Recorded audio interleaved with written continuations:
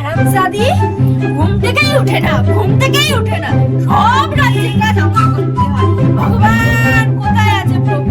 জীবনে ঘুম থেকে উঠবে না, বেলা 10টা 11টা 12টা কটা যে বাজবে তা ওঠার নাম নেই। এটা করো ওটা করো, কি মরতে যে একটা বিয়ে করে বৌমা আনতে গেছি। ভগবান দাদার আমি জানি কি কপাল আমার ঈশ্বর রে। ভগবান আরে তুলে নাও আর ভালো লাগে না, জ্বালা জীবনটা শেষ হয়ে গেল, আর ভালো লাগে না।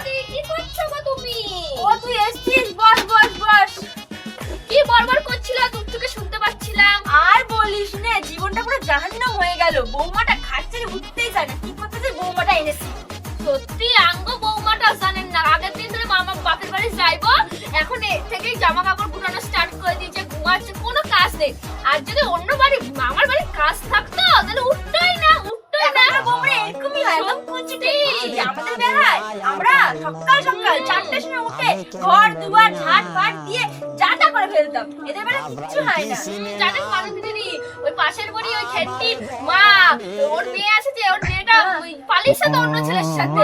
ওর মেয়েকে দেখেই মনে চরিত্রহীন। কোন ছেলে যে মারা খেয়েছে জানি, ভগবান জানে।